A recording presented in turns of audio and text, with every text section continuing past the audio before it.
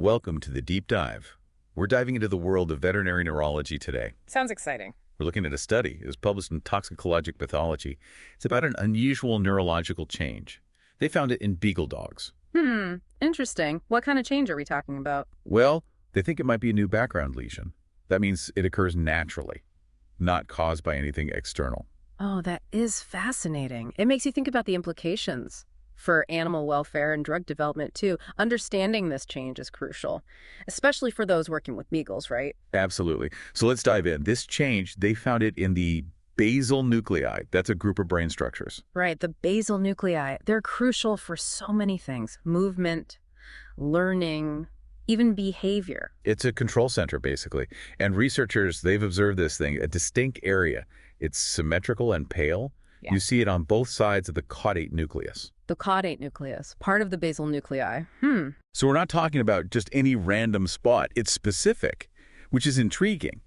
But under the microscope, that's where things get really interesting. Ah, the microscopic level. What did they find when they took a closer look? It gets pretty complex. They found vacuolation, for one. Vacuolation, meaning? Empty spaces in the brain tissue. I see. So something's missing there. Right.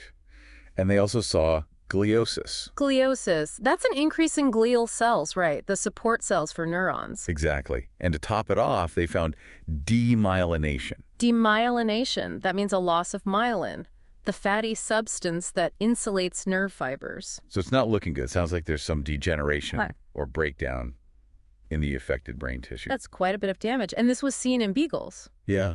And here's the perplexing part. They saw this change in both control dogs. Control dogs, you mean the ones that didn't receive any test substances? Exactly. And in dogs treated with various compounds during studies. So both in dogs that were given something and those that weren't. That complicates things. It does. It raises a big question. Is this a natural thing? A true background finding in beagles? Or could it be related to those test substances? Now that is the crux of the matter. A naturally occurring phenomenon or a reaction to something external. How do you even begin to figure that out? Well, let's look at the arguments for and against it being a naturally occurring finding. Okay, let's break it down. What supports the background finding theory? First, it's found in both treated and untreated dogs. If it was only due to the test items, you'd expect it only in the treated ones, right? Right, that makes sense. What else? Well, the severity of the change doesn't always match the dose of the substance. So it's not a clear dose-dependent response. Interesting. So the more they got didn't necessarily mean the worse it was. And get this, they even found this change in a dog that got a compound that can't cross the blood-brain barrier. Wait, so the compound couldn't even reach the brain? Exactly. Then how could it cause those changes? That seems like a strong point for the background finding theory. It does, doesn't it? But there are reasons to question it, too. Oh. What makes them think it might not be a background finding? Well, there was this one dog. They gave it a high dose of a test compound, and it showed more severe changes, like coagulative necrosis. Necrosis, that means tissue death, right? Yep. So could the test item be making an existing background issue worse? Almost like amplifying something that's already there, like throwing gasoline on a fire. Yeah, something like that. And this change seems to pop up more in studies that use compounds that can cross that blood-brain barrier. So compounds that can actually get into the brain seem to be more often associated with this change. It's a real head-scratcher. Yeah. A change in the brain, seen in both treated and untreated dogs. Evidence pointing in both directions.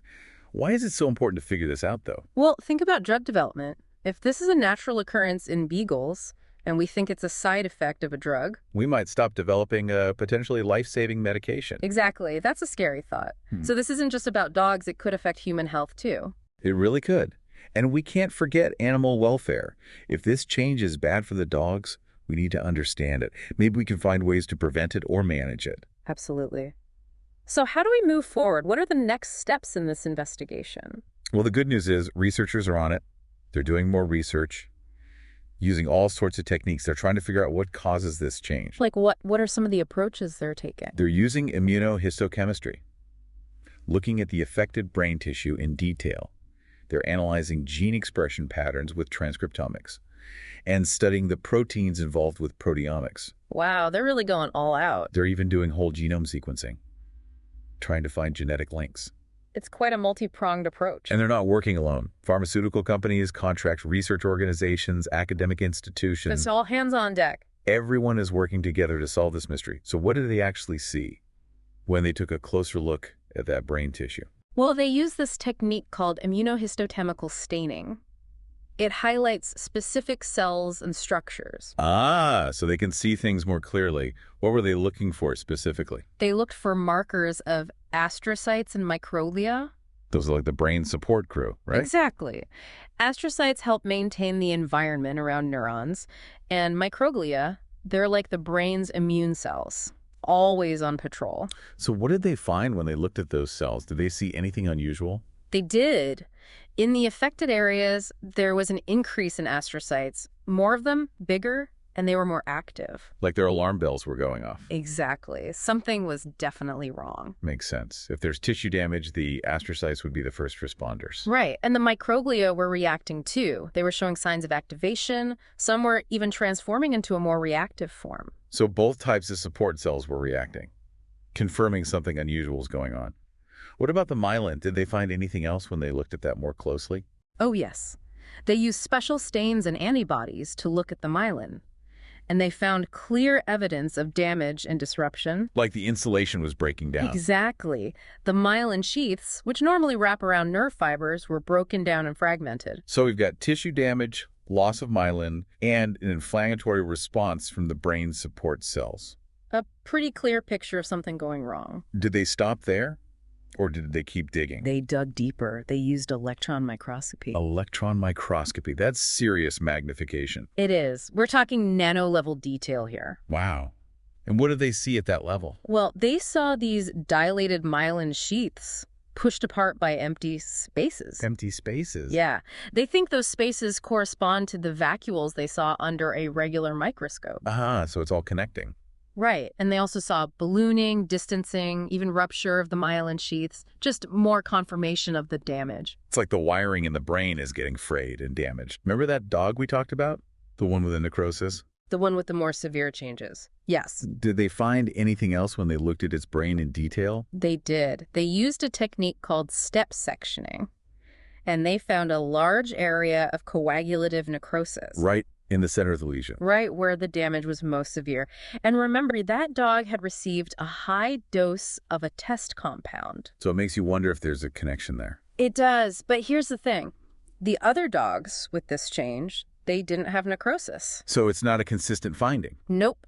And that makes it even harder to say whether the test items played a role or not. It's a tough puzzle to solve.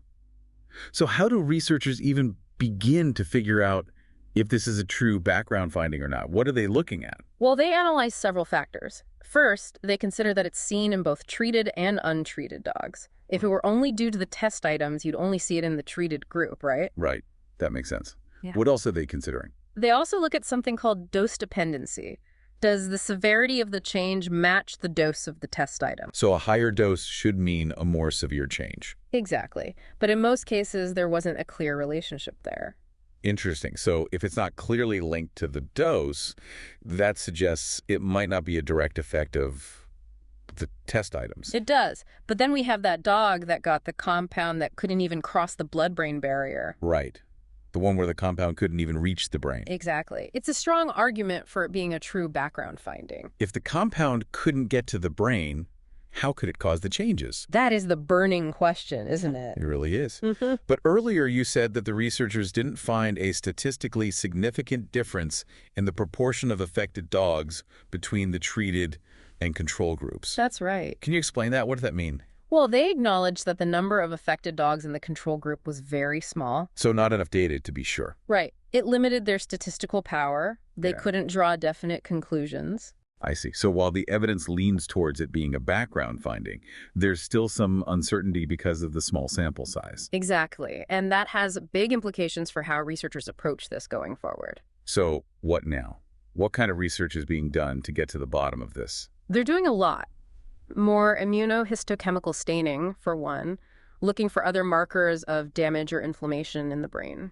So really digging deep into those microscopic changes. Exactly. And they're using transcriptomics to analyze gene expression patterns, proteomics to study the proteins involved, and even whole genome sequencing to examine the complete DNA sequence of affected dogs. Wow, it's quite the investigation. It is, and they're hoping to find genetic links that might explain this. It's great that they're doing all this research, but who's actually doing it? It's a joint effort. Pharmaceutical companies, contract research organizations, academic institutions. So everyone is coming together. They are pooling their data, resources, expertise. That's really encouraging. So what could this research tell us? What are the implications for animal welfare, drug development, our understanding of canine neurology? Well, if this is confirmed as a true background finding, it needs to be part of the standard diagnostic criteria for Beagle dogs. Meaning pathologists need to know about it. Exactly, so they can accurately interpret study results and not mistake this change for something caused by a test item. That's important for research, right? To make sure the results are accurate. Precisely. And secondly, if we know the cause, maybe we can prevent or manage it. That could improve the health and welfare of the dogs. It's a win-win. But does this research have implications beyond just Beagle dogs? Absolutely. This research could help us understand similar changes in other species, maybe even humans. Wow. So what we learn from these dogs could help us understand neurological conditions in other species. That's pretty amazing. It is. The brain is a complex organ, but there are many similarities across species. It's a reminder that discoveries in one area can have a big impact in others. Speaking of which, the authors of the study, they had some recommendations about how to describe and record this change in future research. They did. They stressed the importance of using the same terminology. So everyone's on the same page. Exactly. Clear communication is key, so we can compare results across different studies. Makes sense. So what terminology did they suggest? They recommended using the term degeneration, neuropil, basal nuclei, bilateral. Bilateral, because it affects both sides of the brain. Exactly. And they suggested adding this term to the Einhand nomenclature. Hold on. Einhand nomenclature, what's that? It's a standardized system for classifying and naming lesions in animals. Ah, like a universal language for veterinary pathologists. Precisely. So everyone is using the same terms. It's all about making sure everyone is speaking the same language. Exactly. And that will really help us advance our understanding of this finding and its implications. It's a great example of collaboration in scientific research. It really is. And the authors of this study, they acknowledge the contributions of all the people and organizations involved. It's great to see everyone working together. So we've really uncovered a mystery here in the canine brain. We've learned so much about this potential new background lesion in Beagle dogs. We have. We've seen the microscopic changes, the damage to the myelin, the inflammatory response. And we've grappled with the big question, is this a natural occurrence or is it related to something else? It's a real scientific puzzle. It is, and the researchers are working hard to solve it. They are, using all sorts of advanced techniques, immunohistochemistry, transcriptomics, proteomics, even whole genome sequencing. It's amazing what they can do these days. It is, and it's all thanks to this great collaboration between pharmaceutical companies, research organizations, and academic institutions. Working together to find answers. Exactly. It's inspiring to see that level of cooperation, and the implications of this research could go far beyond just Beagle dogs. That's right. What we learn here could help us understand similar conditions in other animals, even humans. It's a reminder that scientific discoveries can have a ripple effect. They can lead to unexpected connections and breakthroughs. Absolutely. And it all starts with asking the right questions. Is this a background finding? Is it related to something else? What are the underlying mechanisms, and how can we use this knowledge to help? Those are the questions that drive this research, and the answers could have a big impact. It's all part of this ongoing journey of discovery. And with every new finding, we get a little closer to understanding the world around us. Exactly. And this particular finding, it's a fascinating one. It is. And the research continues. We can't wait to see what they discover next. It really is. And it highlights the collaborative nature of this work. It does. The study authors really emphasize that. They acknowledge all the different people and organizations that contributed to the research. It's a real team effort. And that's what it takes sometimes, to tackle these complex scientific questions. Absolutely. It's like piecing together a giant puzzle. Everyone brings their own piece of the puzzle. Exactly. And together, we can start to see the bigger picture. So we've talked about all the evidence, the arguments for and against this being a background finding, but the researchers, they actually dug even deeper. Oh, how so? They looked at several specific factors to try and figure out if it's a true background finding or related to those test items. Okay, makes sense. What kind of factors? Well, first, they considered that this change is seen in both treated and untreated dogs. Right. We talked about that earlier. If it was only due to the test items, you'd only see it in the treated group. Exactly. So that's one piece of the puzzle. Then they look at something called dose dependency. Dose dependency. Yeah.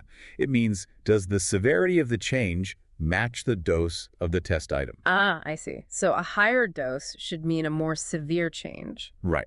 But in this case, they didn't always see a clear relationship there. Interesting.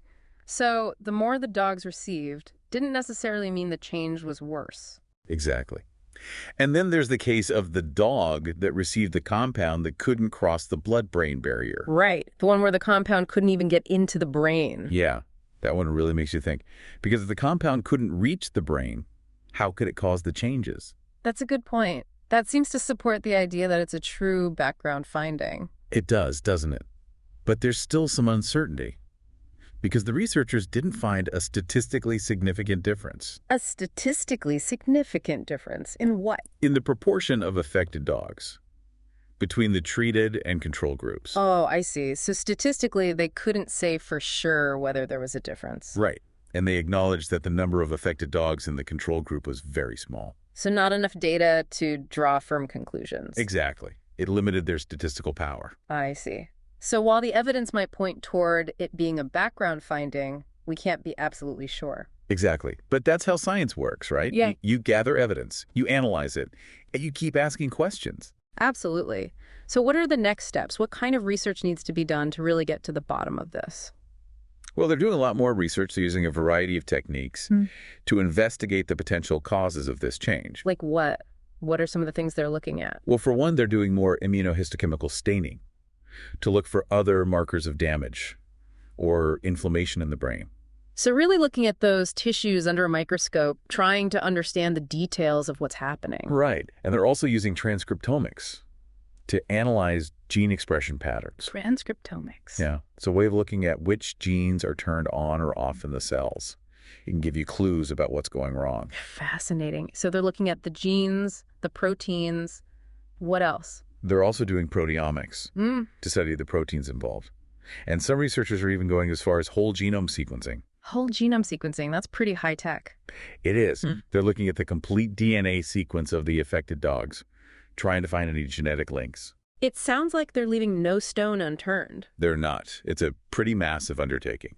And it's not just one group doing it. It's a real collaborative effort. Oh, who's involved? You've got pharmaceutical companies, contract research organizations, academic institutions, all working together. Wow, that's impressive. A real team effort. It is. They're pooling their data, their resources, their expertise. And hopefully with all that brain power, they'll be able to figure out what's going on. I think so too. So let's talk about what they might find. What are the potential outcomes of all this research? Okay, that's the big question, right? What could all this mean? For the dogs, for research, for our understanding of the brain. Exactly. So, first of all, if this change is confirmed as a true background finding, it needs to be included in the standard diagnostic criteria for Beagle dogs. Meaning it needs to be in the textbooks. Basically. So pathologists know to look for it. So they don't misinterpret it as something caused by a test item? Exactly. That's really important for drug development. It is. If we think a drug is causing a problem when it's actually a natural occurrence, that could have serious consequences. Right. We might stop developing a drug that could help people just because we misinterpreted the findings in the dogs. That's a scary thought. So accurate diagnosis is really important. It is. And secondly, if we understand the cause of this change, maybe we can find ways to prevent it or manage it. That would be great.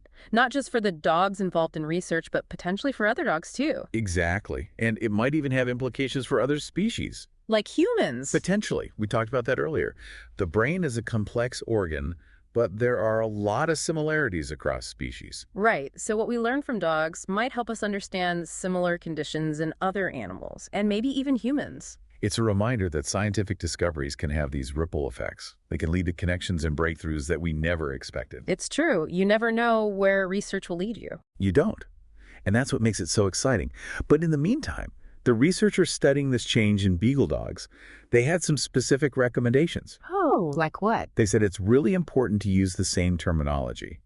when describing this change. So everyone is on the same page. Exactly. Clear communication is essential, so we can build a comprehensive database and compare results across different studies. Makes sense. So what did they recommend? What terminology should we use? They suggested using the term degeneration, neuropil, basal nuclei, bilateral. Okay.